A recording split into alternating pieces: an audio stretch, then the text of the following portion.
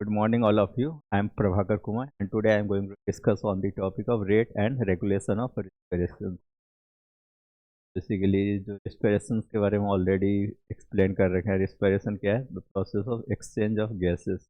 तो inhalation as well as exhalation process करके जो हम लोग ऑक्सीजन का बॉडी में इनटेक करते हैं. आफ्टर द सेलुलर रेस्पिरेशन जो CO2 को रिलीज आउट करते हैं, ये ओवरऑल प्रोसेस को क्या बोलते हैं हम लोग? Respiration. Clear? So the respiration is the process by which the oxygen is taken into the body and carbon dioxide is removed. जो ऑक्सीजन हमारे शरीर में लेते हैं एंड CO2 को रिलीज आउट कर देते हैं. और पर्पज क्या होता है रिस्पिरेशन का? मेन एक ही पर्पज रहता है, जो आपका बॉडी को ऑक्सीजन डिमांड फुलफिल करना है. ऑक्सीजन डिमांड क्यों चाहिए? क्योंकि हमारा बॉडी को एनर्जी को प्रोड्यूस करने के लिए क्या है? ऑक्सीजन मेजर रोल प्ले करते हैं. ठीक है, बिना ऑक्सीजन हमारा एनर्जी का प्रोडक्शन पॉसिबल नहीं है. Clear? It is essential for survival. तो ऑब्वियसली जब एनर्जी ही नहीं, रिस्पिरेशन ही नहीं होगा तो एनर्जी प्रोडक्शन नहीं होगा. एनर्जी प्रोडक्शन नहीं होगा तो सेलुलर ग्रोथ या डेवलपमेंट नहीं होगा एंड लाइफ सर्वाइवल पॉसिबल नहीं है. क्लियर? ये है नॉर्मल रेट ऑफ रिस्पिरेशन. तो बेसिकली जो है रिस्पिरेशन रेट जो होता है ना, रेट तो आप लोग जानते हो, मीन्स सब में आपका फ्लक्चुएट करते रहता है. जो 1 मिनट में हम कितने टाइम जो है इनहेल एक्सेल कर रहे हैं.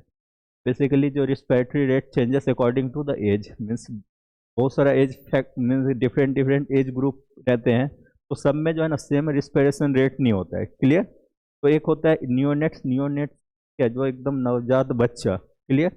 उसमें जो है ना सबसे ज़्यादा रिस्पिरेशन रेट होता है, मीन्स 40 टाइम्स पर मिनट.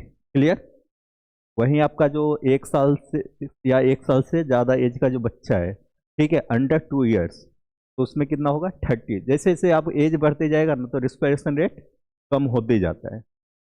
और उसके बाद जो है 2.2 से 5 ईयर का एज ग्रुप में कितना रहता है आपका?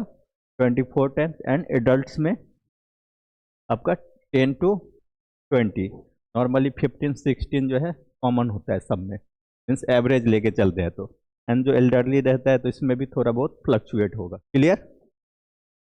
देन है फैक्टर्स अफेक्टिंग रिस्पिरेटरी रेट. तो फैक्टर्स है जो हमारा रिस्पिरेशन रेट को अफेक्ट करता है. नॉर्मली कितना होता है? हम लोग 1 मिनट में 16 टाइम्स एवरेज इनहेल एक्सेल करते हैं. तो ये सब जो फैक्टर्स है वो भी आपका रिस्पिरेशन रेट को इधर बढ़ा देता है या कम कर देता है. पहला कौन सा? एज का तो देख ही लिए हैं. तो आपका बच्चे में जो है ज़्यादा होता है एंड जैसे जैसे एज बढ़ते जाता है तो कम होते जाता है. दूसरा क्या है? एक्सरसाइज. हम लोग कोई भी फिजिकल एक्टिविटी परफॉर्म करते हैं, अगर हम नॉर्मली अभी खड़े हैं या बैठे हुए हैं तो हमारा भी रिस्पिरेशन रेट क्या है? नॉर्मल है. अगर हम यहीं पे अभी 5 किलोमीटर दौड़ जाए, ठीक है, हमारा रिस्पिरेशन रेट क्या हो जाएगा?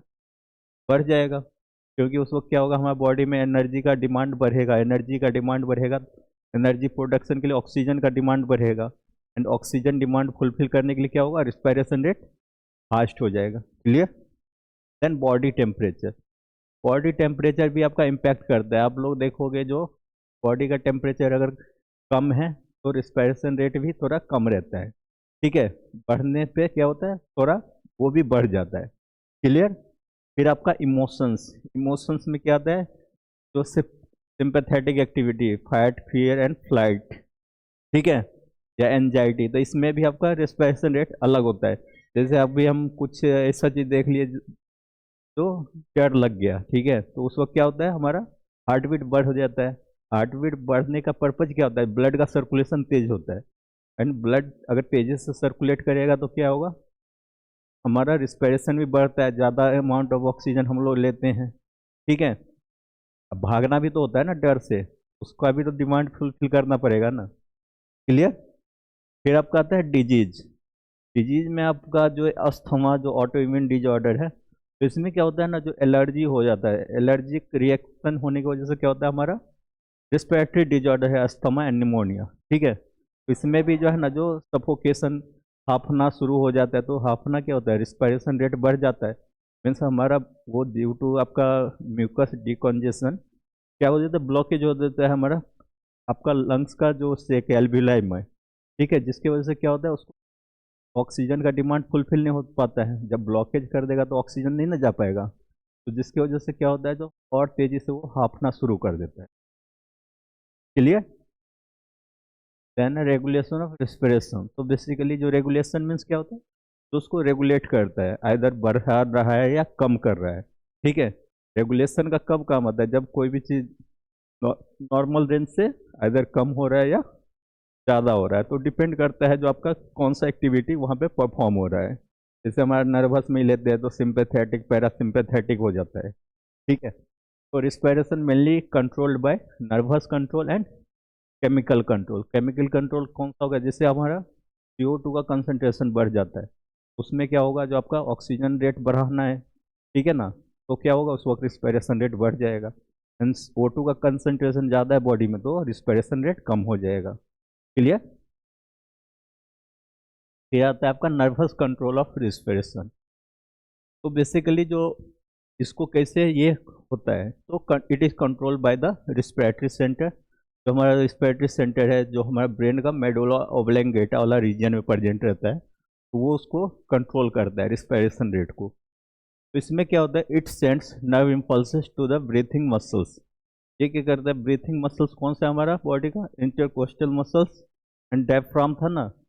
ब्रीथिंग मसल्स जो हमारा चेस्ट, मतलब जब हम लोग रिस्पिरेशन इनहेल करते हैं तो क्या होता है, डायफ्राम डाउनवर्ड मूव डायरेक्शन में मूव होता है, इंटरकोस्टल मसल एक्सपेंड होता है, तो उससे क्या होता है, हमारा जो लंग्स का साइज इंक्रीज होता है। ठीक है, तभी तो ज़्यादा अमाउंट ऑक्सीजन अंदर आएगा ना। तो वो उसको कौन कंट्रोल करता है, आपका ब्रीथिंग मसल्स को मेडुला ओब्लंगेटा सिग्नल भेजता है, जिससे वो आपका कोऑर्डिनेट होता है। क्लियर। फिर आता है नर्व कंट्रोल, तो ये हमारा नर्व का नाम है, समझे। फिरेनिक नर्व तो किसको कंट्रोल करता है, डायफ्राम को। एंड इंटरकोस्टल नर्व किसको करेगा, इंटरकोस्टल मसल्स को। इंटरकोस्टल मसल्स कहाँ पे रहता है, हमारे रिब केज के ऊपर में जो मसल्स रहते हैं ना, उसको हम क्या बोलते हैं, intercostal muscles. These nerves causes rhythmic breathing movement. तो ये दोनों नर्व्स जो है ना, आपका क्या करता है, जो हमारा ब्रीथिंग मसल्स जो है ये दोनों को कंट्रोल करता है। एंड अगर इसको प्रॉपरली कंट्रोल करेगा, नॉर्मल कोई भी ब्रीथिंग करता है तो उसमें क्या होता है, कि रिदमिक वे में ब्रीथिंग होता है ना। रिदमिक मीन्स क्या होता है, एक normal fix interval of time में आपका एक साइकिल कंप्लीट हो रहा है, दूसरा भी उतना ही ड्यूरेशन में हो रहा है, उसको बोलते हैं रिदमिक। जैसे कार्डियक एरिथमिया था, मीन्स बीट्स जो है जो हर एक टाइम इंटरवल पे इक्वल फ्रीक्वेंसी के साथ हो रहा था ना, तो इससे ही। क्लियर। फिर आता है आपका एफरेंट इम्पल्सेस। तो एफरेंट इम्पल्सेस क्या है, it is the stretching of lungs sac, lung air sac produces impulses. जो हमारा मीन्स ऑक्सीजन जाता है तो लंग्स का इंटरनल एरिया क्या होता है, एक्सपेंड होता है ना। तो वो जो एक्सपेंड होता है, तो वो जो क्या करता है, इम्पल्स क्रिएट करता है। ठीक है, तो उसको हम क्या बोलते हैं, एफरेंट इम्पल्सेस।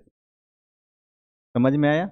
जैसे ब्रीथिंग हम लोग करते हैं, ब्रीथिंग करते हैं तो पहले क्या होता है, डायफ्राम डाउनवर्ड जाता है, डाउनवर्ड जाएगा तो थोड़ा सी एरिया में स्पेस बढ़ेगा, इंटरकोस्टल मसल्स भी एक्सपेंड होगा। तो नॉर्मली जब लंग्स जो रहता है, जब हम लोग इनहेल करते हैं तो उस वक्त क्या होता है, थोड़ा साइज बढ़ जाता है। ठीक है, क्योंकि वो वहाँ पे क्या एक्सपेंशन हो जाता है, ऑक्सीजन जाएगा तो एक्सपेंड करेगा, तो वही एक्सपेंशन की वजह से जो आपका जो है ना इम्पल्स जनरेट होता है ना, ठीक है, उसी को हम क्या बोलते हैं, afferent impulses. Clear. These impulses are carried by vagus nerve.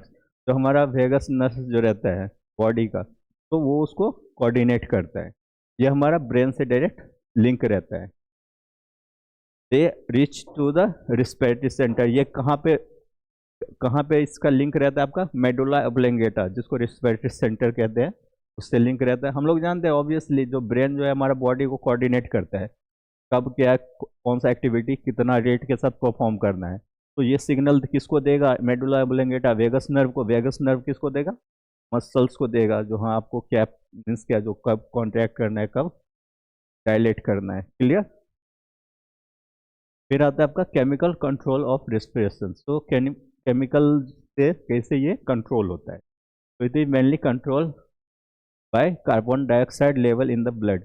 तो आपका जो कार्बन डाइऑक्साइड का जो कंसंट्रेशन रहता है ना ब्लड में, मीन्स कार्बोक्सी हीमोग्लोबिन का कंसंट्रेशन जब बढ़ जाता है, तो उससे ये जो है आपका मीन्स क्या, जो ये अपना एक्टिविटी परफॉर्म करता है। तो कार्बन डाइऑक्साइड क्या है, केमिकल है, वो बढ़ेगा तो क्या होगा, आपका केमिकल रिसेप्टर का सिग्नल देगा ब्रेन को, तो हाँ CO2 बढ़ गया है, तो हमारा बॉडी में CO2 ज़्यादा है, ऑक्सीजन कम है, तो अब आपको ऑक्सीजन भरना चाहिए। ठीक है, तभी तो लंग्स अपना काम मीन्स तेजी से रिस्पायरेशन शुरू करेगा।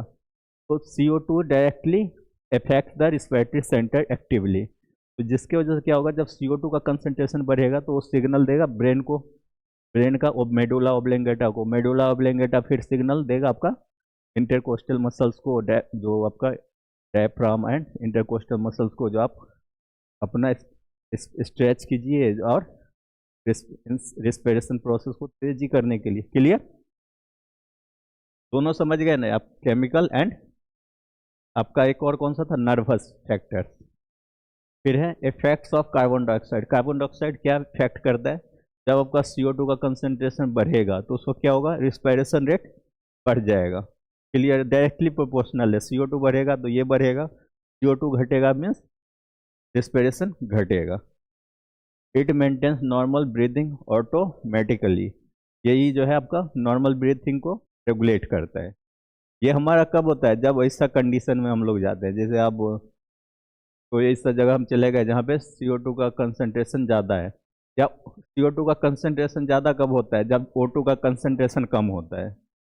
हाई अल्टीट्यूड पे जाते हैं तो क्या होता है, जो आपका ऑक्सीजन नहीं मिलता है, तो इसलिए वहाँ पे देखते हैं ना, नाक से ब्लीडिंग आना शुरू हो जाता है। ठीक है, तो वहाँ पे ऑब्वियसली जब O2 का कंसंट्रेशन ज़्यादा है तो CO2 का ज़्यादा होगा, O2 का ज़्यादा है मन CO2 का कम होगा, एंड CO2 का ज़्यादा है तो O2 का कम होगा। इसकी वजह से आपका क्या होता है, रिस्पिरेशन रेट वहाँ पे बढ़ जाता है। क्लियर, देन है रिफ्लेक्स रेगुलेशंस ऑफ रिस्पिरेशन। ठीक है, तो इसमें देखते हैं जो the certain reflexes helps to control breathing automatically, means reflex एक आर्क आप लोग बढ़े हुए हैं, कोई भी स्टिमुलाई रहता है उससे जो हमारा बॉडी कैसे, जैसे कभी कभी गर्म चीज़ हम टच कर लिए तुरंत हम हाथ हटा लेते हैं ना, हम लोग को पता है जो तुरंत वो काम प्रोसेस हो जा रहा है, लेकिन सिग्नल जाता है ब्रेन के पास सेंसरी नर्व से, फिर ब्रेन जो है मोटर नर्व से सिग्नल देता है, फिर हम लोग हटाते हैं। सेम ऐसे इसमें भी होता है, जब हमारा बॉडी में जैसे आपका क्या होता है, जो कार्बन डाइऑक्साइड का कंसनट्रेशन बढ़ जाता है, तो बॉडी खुद ही तो एडजस्ट करता है ना, सिग्नल देता है, फिर हमारा रेस्पिरेशन रेट बढ़ जाता है, फिर हम लोग ज़्यादा अमाउंट में इन्हेलेशन करके ऑक्सीजन डिमांड फुलफिल करते हैं। तो वही इसमें है। ठीक है, मेनली जो है ना इसमें दो रिफ्लेक्स, रिफ्लेक्स मीन्स क्या, जो कोई भी एक्शन का मीन्स कोई भी जो चीज़ रहता है ना उसका, उसके एंगेस्ट जो है जो क्या काम कर रहा है, ठीक है, रिस्पॉन्स के लिए कौन सा एक्शन वो परफॉर्म कर रहा है। तो इसमें मेनली कौन कौन सा इन्वॉल्व रहता है, chemo receptor reflex and Hering Breuer receptor reflex, ये दोनों रिफ्लेक्स का नाम है। ठीक है, तो दोनों को एक एक करके देखते हैं। केमो रिसेप्टर से पता चलता है इसमें केमिकल मेनली मेजरली इम्पैक्ट कर रहा होगा। ठीक है, तो इसमें जो आपका रहता है, जहाँ पे आपका ये रिसेप्टर जो रहता है, जो रिस्पॉन्स करता है कार्बन डाइऑक्साइड को कंसंट्रेशन को, वो दो रहता है आपका, बेसिकली कौन सा है, कार्टोइड बॉडी एंड आयोटिक बॉडी। तो कार्टोइड बॉडी हमारा जो है सो कार्टोइड वाला रीजन में प्रेजेंट रहता है, आयोटिक वाला आयोटिक आर्क में प्रेजेंट रहता है। क्लियर, ये रिसेप्टर का था। फिर आपका फंक्शंस ऑफ केमो रिसेप्टर कैसे काम करता है वो तो पता ही है, कार्बन डाइऑक्साइड बढ़ेगा तो वो आपका मेडुला ऑब्लेंगेटा को सिग्नल आता है, मेडुला ऑब्लेंगेटा इंटरकोस्टल मसल्स को सिग्नल देता है, जो आप रिस्पिरेशन प्रोसेस के लिए प्रिपेयर कीजिए। फिर फंक्शंस क्या आ जाएगा इसका, it detect increase in CO2 level in blood. आपका केमो रिसेप्टर का काम क्या रहता है, जो कार्बन डाइऑक्साइड का कंसेंट्रेशन ब्लड में बढ़ा है या नहीं है उसको डिटेक्ट करना, बढ़ा रहेगा वो भी डिटेक्ट करेगा, कम रहेगा वो भी डिटेक्ट करेगा। बढ़ा रहेगा तो क्या करेगा, ऑक्सीजन का और बढ़ाना है उसको तो रिस्पिरेशन तेज कर देगा, एंड CO2 का लेवल अगर कम है तो रिस्पिरेशन रेट को स्लो कर देगा। तो ही तो एक पॉसिबिलिटी है ना, इधर बढ़ेगा या कम होगा। Then it sends impulses through the vagus nerve, किसके थ्रू ये इम्पल्स भेजता है, वेगस नर्व्स के थ्रू। वेगस नर्व्स जो है आपका मेडुला ऑब्लेंगेटा से लिंक रहता है। Clear, it stimulate the respiratory centre, जिसकी वजह से रिस्पिरेटरी सेंटर क्या होता है, एक्टिवेट होता है और वो सिग्नल भेजता है। पहले क्या होगा, डिटेक्ट करेगा, फिर वो सिग्नल वेगस नर्व से रिस्पिरेटरी सेंटर जो मेडुला ऑब्लिंगेटा है उसको भेजेगा। फिर मेडुला ऑब्लिंगेटा आपका क्या रिस्पॉन्स लेता है, अगर कम रहेगा तो वो अलग सिग्नल देगा एंड ज़्यादा रहेगा तो अलग सिग्नल देगा। ठीक है। फिर आपका हेयरिंग बैरियर रिफ्लेक्स, तो इसमें क्या होता है आपका stretch receptors are present in the lungs. Stretch means क्या होता है जानते हो आप लोग, प्रेशर। ठीक है, तो वहाँ पे जो प्रेशर को जो डिटेक्ट करता है ना वो रिसेप्टर वहाँ प्रेजेंट रहता है। ठीक है, the lungs expansion stimulate these receptor, जो हमारा लंग्स का जो एक्सपेंशन हो रहा है। ठीक है, जब हम लोग इंस्पिरेशन मीन्स इनहेल करते हैं तो स्ट्रेच होता है ना एरिया, तो उससे वो एक्टिवेट होता है। स्टिमुलेट मीन्स क्या हो रहा है, वो रिसेप्टर जो है एक्टिवेट हो जा रहा है।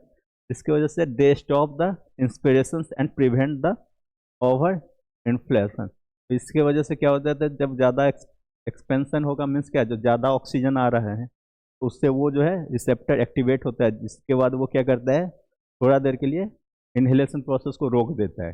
ठीक है, थोड़ा देर के लिए रोकेगा क्यों, क्योंकि ज़्यादा भी कंसंट्रेशन में नहीं फुलफिल करना है, जितना आया उसको पहले जो आपका ऑक्सीजन है उसको पहले बॉडी में भेजना है टिश्यू लेवल पे, एंड बाद में फिर नेक्स्ट साइकिल में फिर आपका होगा।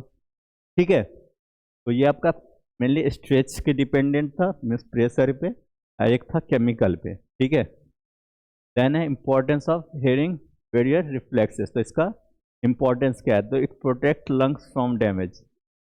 ऑब्वियसली जब ज़्यादा स्ट्रेच एक लेवल तक ही ना कोई भी चीज़ स्ट्रेच होता है, जब कोई भी चीज़ को हमें ज़रूरत से ज़्यादा स्ट्रेच करेंगे तो क्या होगा, डैमेज होगा, तो उससे डैमेज से प्रोटेक्शन करता है। ठीक है, नॉर्मली जब नॉर्मल एक्सपेंशन हो हार्ट थोरेसिक कैविटी का, इसलिए ये है, ज़रूरत से ज़्यादा एक्सपेंड होने से वो क्या होता है, वो रोक देता है प्रोसेस को। ठीक है, देन क्या, it maintains normal breathing rhythm, जो हमारा तो रिदम को मेंटेन करने के लिए भी होता है। अगर हम एक बार कस के इनहेल कर लिए और दूसरे बार नॉर्मल हम किए तो रिदम क्या एक सिमिलर रहेगा, तो उसी को नॉर्मल रखने के लिए ये होता है। अगर ज़्यादा हम एक्सपेंड करेंगे मीन्स क्या होगा, ये क्या काम करता है मेजरली, ज़्यादा एक्सपेंड ना हो हमारा थोरेसिक कैविटी, अगर ज़्यादा होगा तो क्या होगा, वो भी डैमेज करेगा। ठीक है, तो डैमेज से प्रोटेक्शन के लिए एंड रिदम को मेंटेन करने के लिए इम्पॉर्टेंट ड्यूरिंग डीप ब्रीदिंग।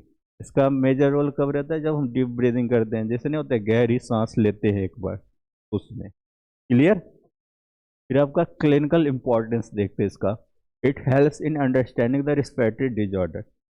इसमें मेजर रोल प्ले करता है आपका रिस्पिरेटरी डिजॉर्डर को समझने के लिए, जैसे हमारा निमोनिया, अस्थमा, जो भी है ट्यूबरकुलोसिस, ये सब से रिलेटेड जो डिजॉर्डर होता है उसको, उसके बारे में जानने के लिए। ठीक है, देन इम्पॉर्टेंट इन एनास्थेसिया।